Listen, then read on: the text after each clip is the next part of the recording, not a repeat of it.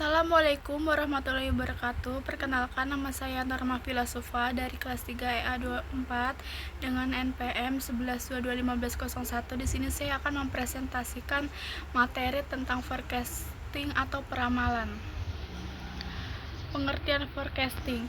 Forecasting adalah istilah yang memiliki arti peramalan. Dalam dunia bisnis, istilah ini memiliki makna tersendiri, yakni aktivitas yang dilakukan untuk memprediksi suatu hal di masa depan berdasarkan data yang diperoleh pada masa lampau.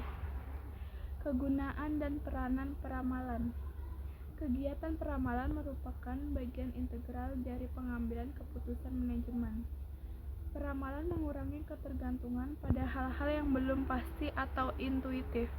Peramalan memiliki sifat yang saling ketergantungan antara divisi atau bagian.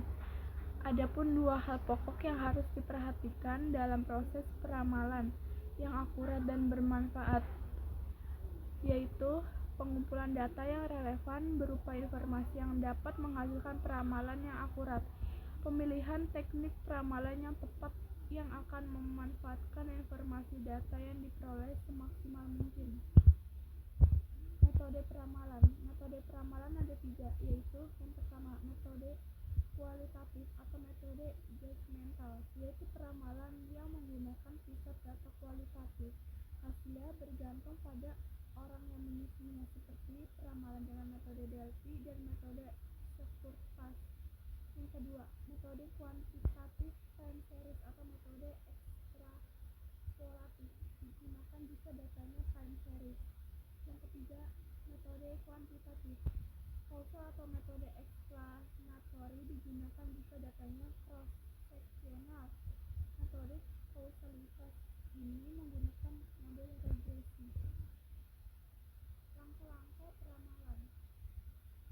Definisikan tujuan peramalan. Yang kedua, forecast atau pattern masa lalu. Yang ketiga, pilih metode-metode yang paling memenuhi tujuan peramalan dan sesuai dengan plot data. Yang ketiga, hitung parameter fungsi peramalan untuk masing-masing metode. Yang keempat, hitung fishing error untuk semua metode. Yang kelima, pilih metode yang terbaik, yaitu metode yang memberikan error paling kecil. Yang keenam, ramalkan permintaan untuk periode mendatang. Yang ketujuh, lakukan verifikasi peramalan.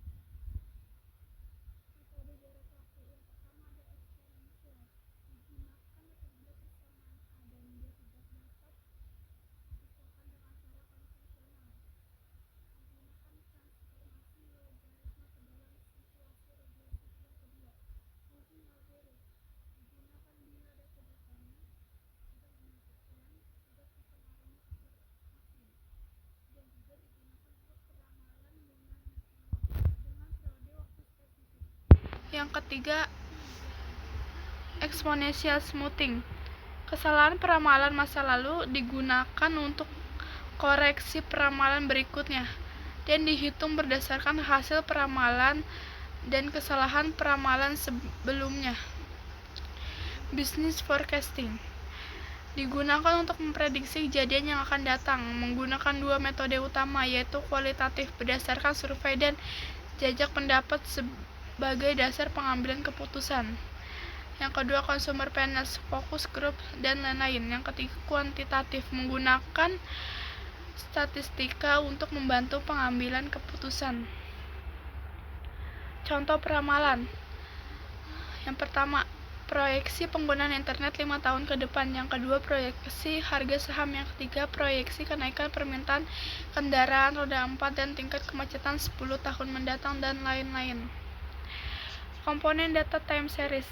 Yang pertama, secular trend. Yang kedua, seasonal variation.